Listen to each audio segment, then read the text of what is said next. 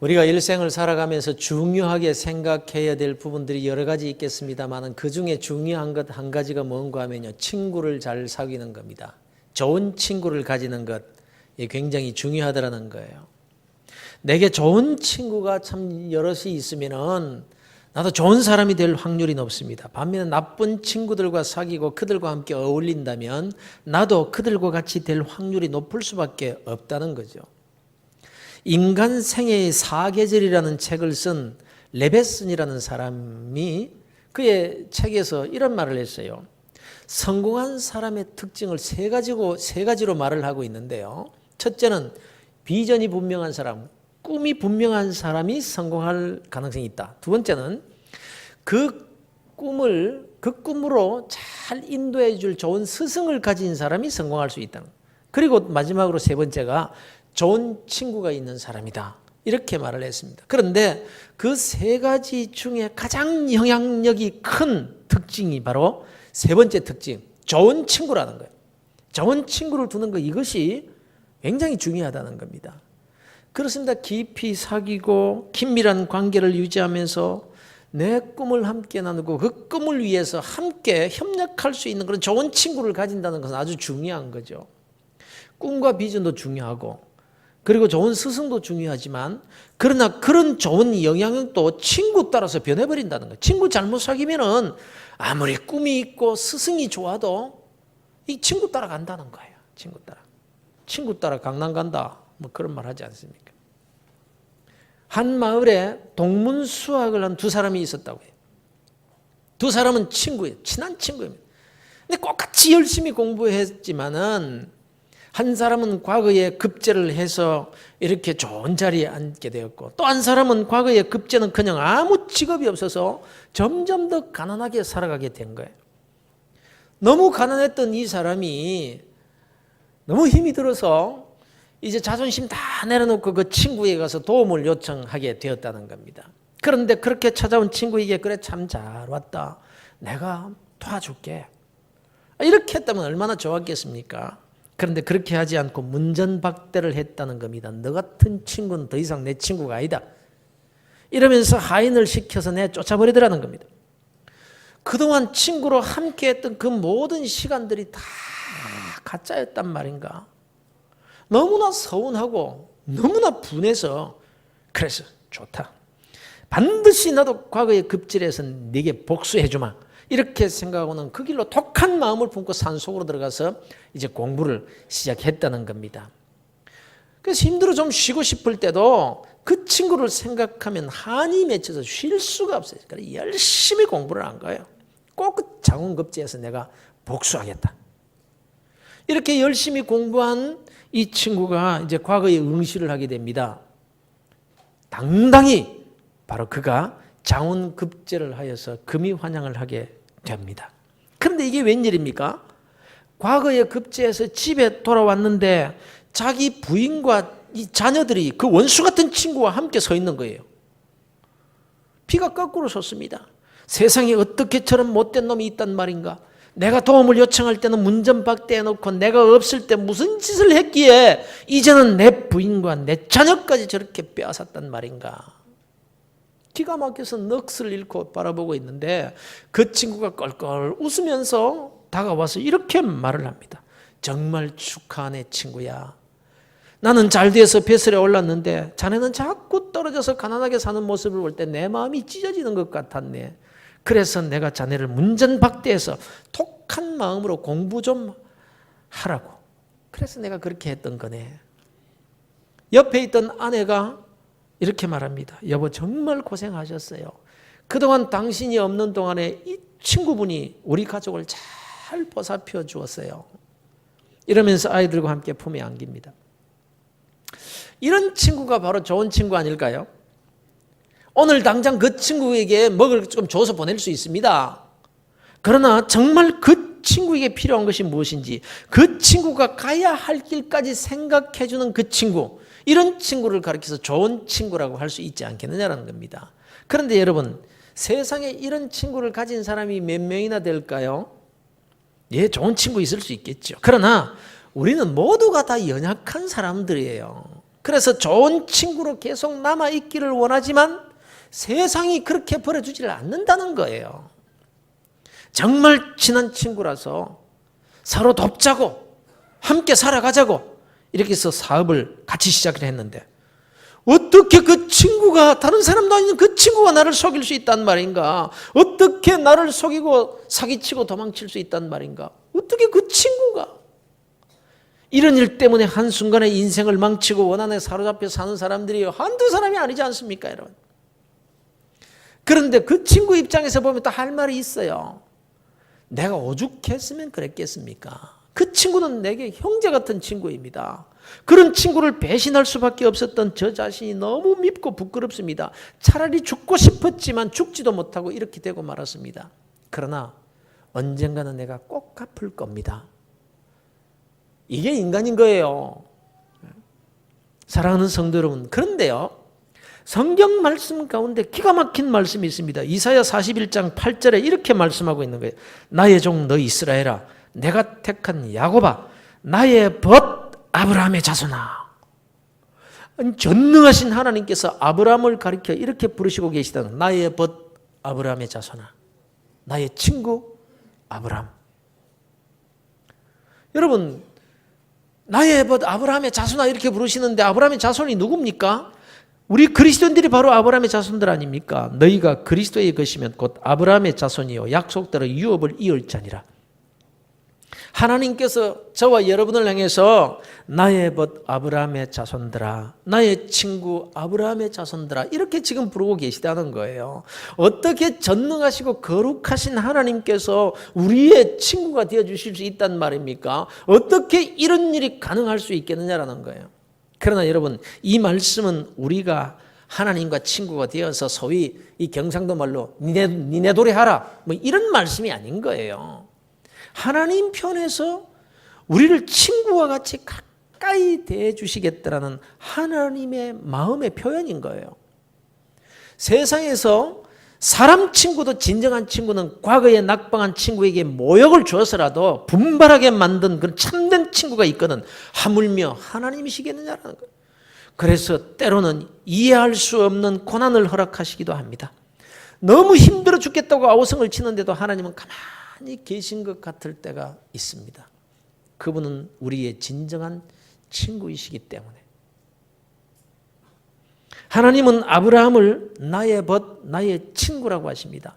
하나님께서 아브라함을 친구로 대해주신 것처럼 하나님은 오늘날 아브라함의 후사요 택함을 받은 야곱들인 저와 여러분들도 동일하게 친구로 대해주시는 그런 하나님이심을 믿으시기를 주의 이름으로 축원합니다.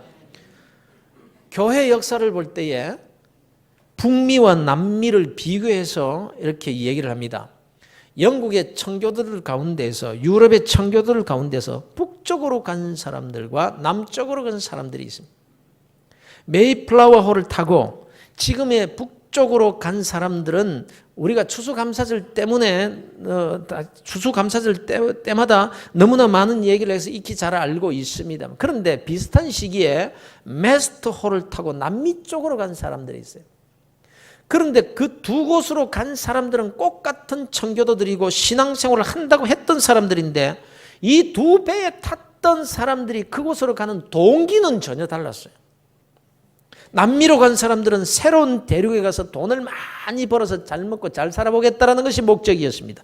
그러나 북미로 간 사람들은 순수한 신앙적인 동기뿐이었습니다. 신앙을 지키기 위해서, 하나님께 바른 예배를 드리기 위해서, 신앙의 바른 절개를 지키기 위한 것이 그들이 메이플라워를 탄 아주 동기였습니다. 그러나 아시다시피 남미로 돈 벌러 간 사람들은 신앙도 지키지 못했고 돈도 벌지 못했습니다. 그러나 북쪽으로 간 사람들은 신앙 중심, 예배 중심의 삶인 청교도 정신 위에 나라를 건설했기 때문에 오늘날 세계 강국으로 우뚝 설 수 있었습니다. 그러나 오늘날 미국도 그 국가 기반의 뿌리인 청교도 정신을 잃어가고만 있는 것 같아서 참 안타깝기는 합니다만,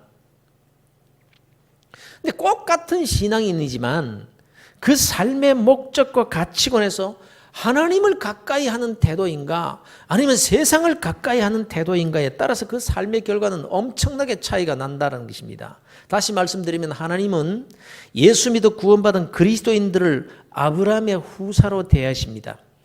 나의 벗 나의 친구 아브라함의 후손들아 이렇게 말입니다. 그래서 우리 예수 믿는 그리스도인들을 모두 똑같이 그렇게 대해 주십니다. 그런데 똑같은 아브라함의 후손들이라고 할지라도 우리 편에서 하나님을 친근하게 대할 수도 있고 가까이 대할 수도 있고 그걸 거절할 수도 있다. 이게 문제라는 것입니다. 정말 좋은 친구란 늘 가까이 하는 사람입니다. 단짝 친구, 어떤 게 단짝 친구라 그럽니까? 늘 같이 다닙니다. 좋은 일이 있으면 만나서 같이 즐기고 어렵고 슬픈 일을 만나면 만나서 위로해주고 함께 슬픔을 나눕니다. 이것이 친구입니다. 하나님은 우리를 친구로 대하신다는 거예요. 가까이 해주신다는 것. 임마누엘이십니다. 언제나 우리와 함께 하시는 참 친구와 같은 그런 분이시다라는 표현입니다. 하나님은 우리 모든 그리스도인들을 나의 벗 아브라함의 후손들아, 나의 친구 부산북교의 성도들아 이렇게 부르시면서 가까이 다가오시는 거예요. 그러나 우리 그리스도인들의 입장에서는 하나님을 좋은 친구로 가까이 할 수도 있고 그렇지 않을 수도 있다는 거예요.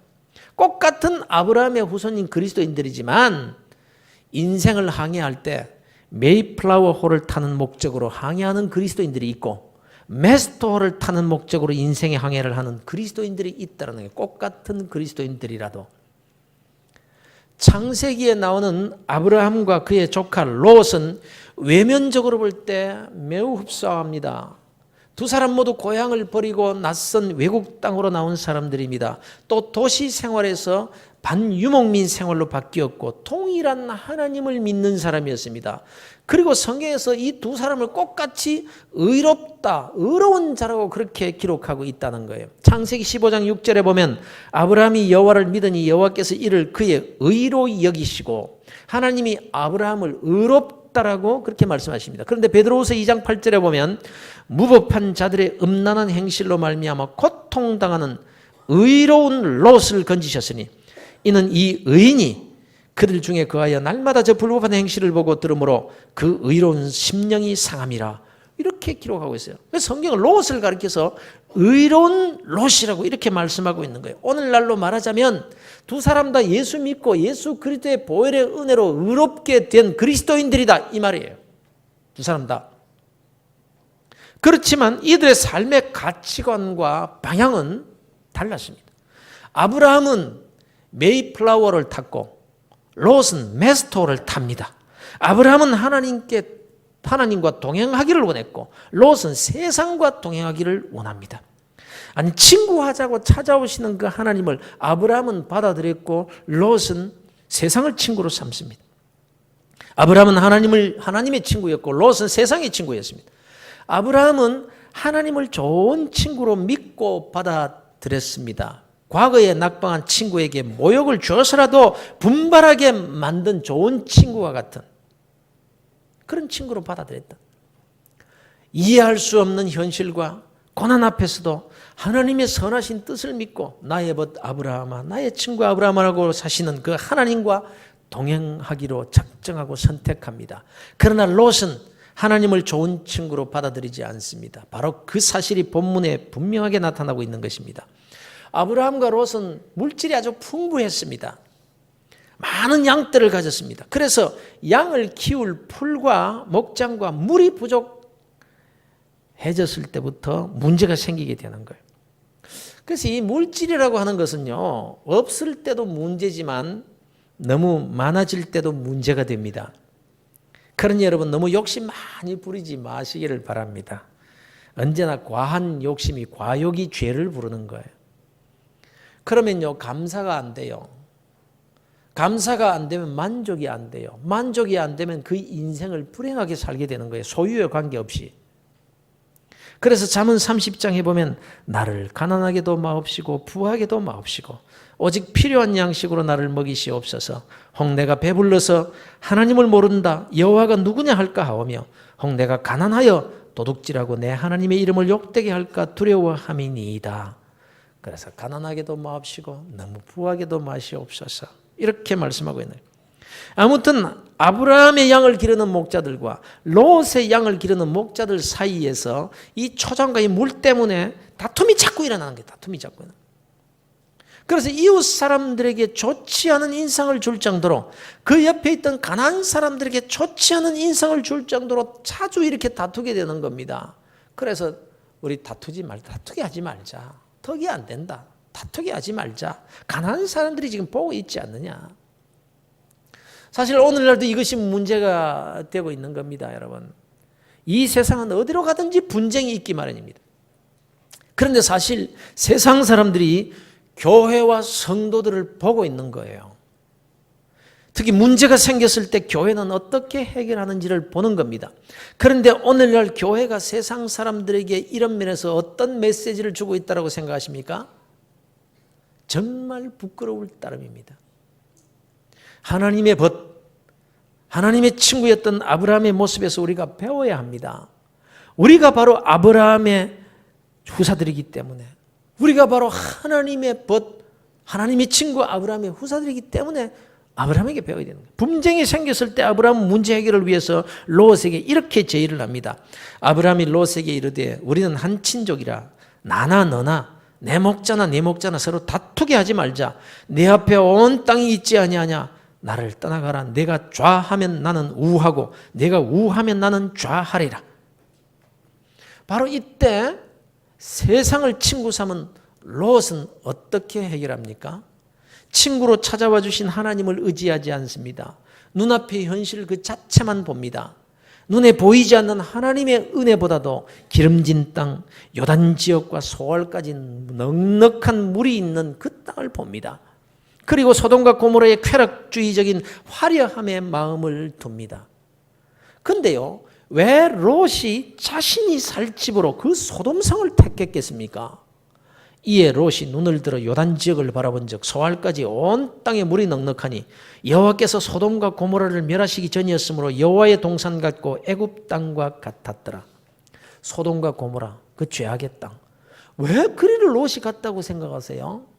그의 생각 중에요, 여호와의 동산 같고 애굽 땅과 같았더라 이렇게 말했는데, 이 생각이 무서운 생각이에요. 이 생각이 우리들에게도 있다는 거예요. 여호와의 동산은 하나님이 계신 곳을 상징하고 애굽 땅은 우상이 있는 곳을 상징합니다. 그런데 롯에게는 이 두 곳이 꼭 같은 곳으로 하나님의 동산같이 보였다는 거예요.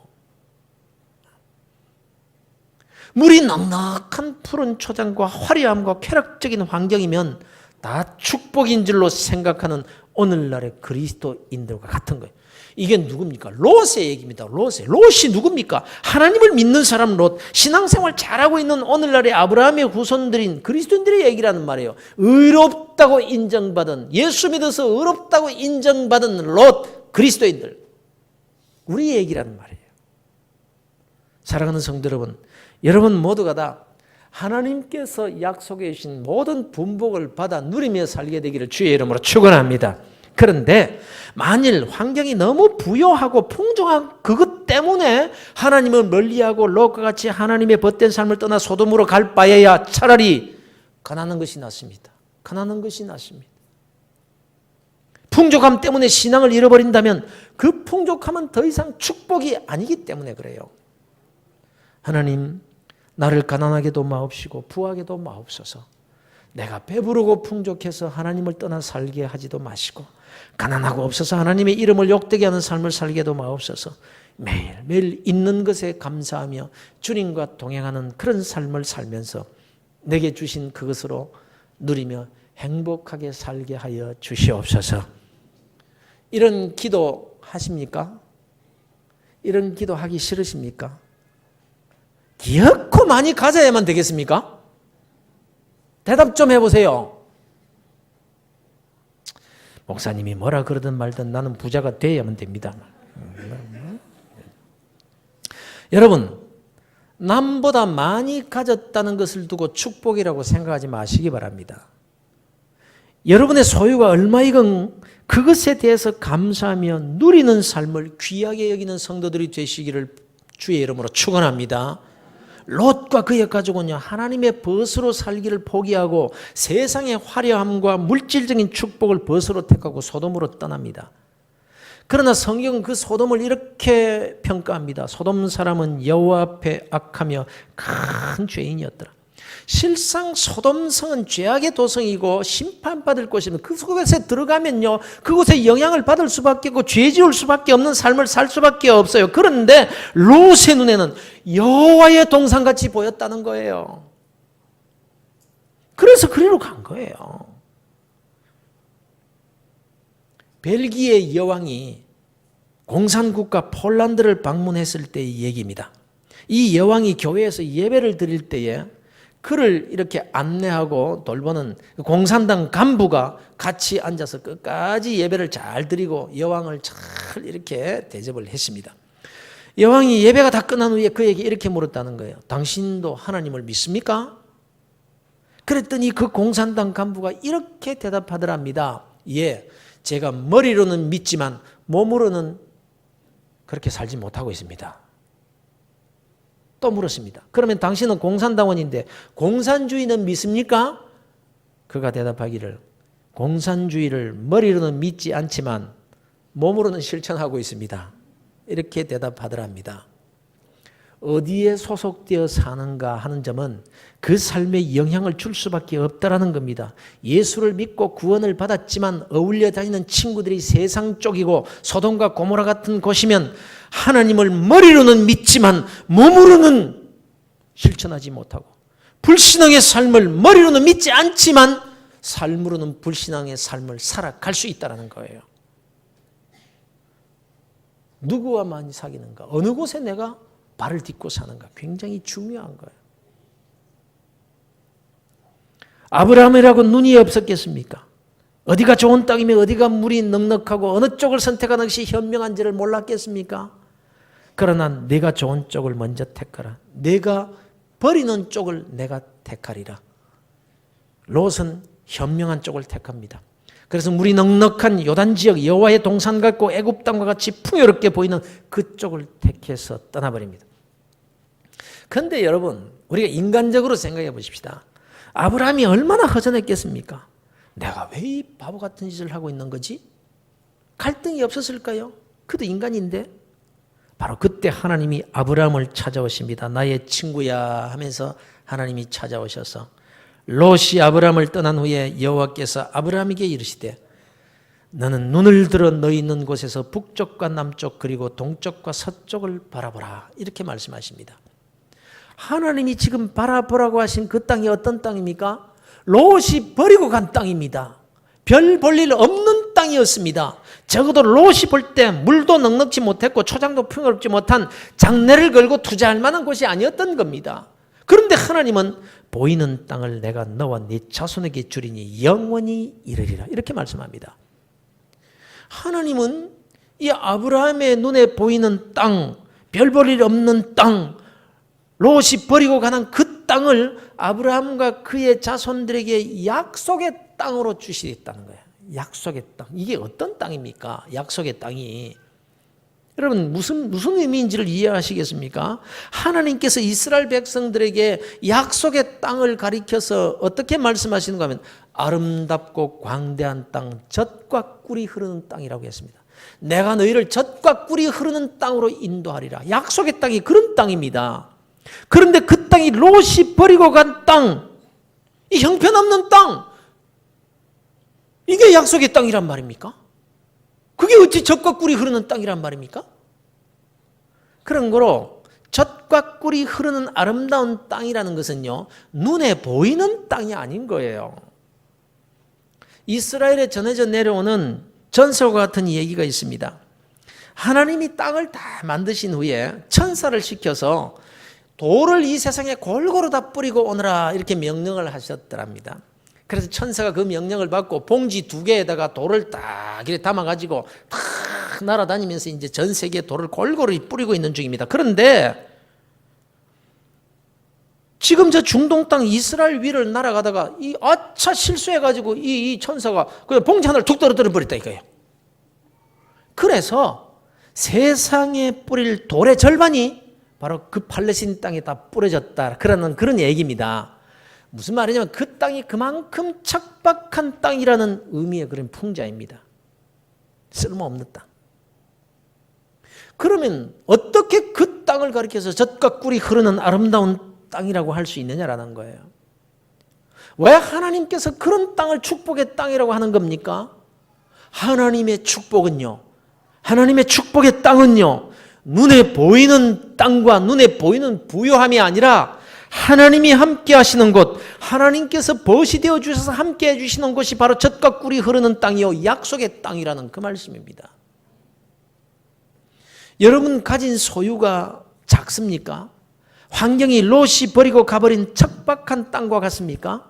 바로 그 자리에서 하나님은 눈을 들어 사방을 보라고 하십니다. 환경을 보라는 것이 아니라 그 환경 가운데 계신 나의 벗 아브라함의 자손아라고 부르시며 나와 함께 계신 임마누엘 그 하나님을 바라보라는 거예요. 그때 하나님의 소유가 곧 나의 소유가 된다는 것입니다. 환경과 상관없이 하나님을 벗으로 삼고 임마누엘을 축복으로 알 때 비록 나는 가진 것이 없으나 나의 아버지 나의 하나님, 나를 벗으로 여겨주시는 하나님께서 나의 부족함을 다 채워주실 것이다, 이 말씀입니다. 이 임마누엘의 은혜를 믿으시는 성도들이 되시기를 주의 이름으로 축원합니다. 여러분, 그러니 여러분 세상에 그 어떤 부귀 영화를 소유하려고 애쓰지 마십시오. 꼭 내 이름으로 등기해야만 되는 거 아닙니다, 여러분. 그 모든 것을 다 가지신 만유의 하나님을 소유하고 사는 복된 그리스도인들 되시기를 주의 이름으로 축원합니다. 그 하나님이 어떤 하나님이죠? 우리의 아버지십니다.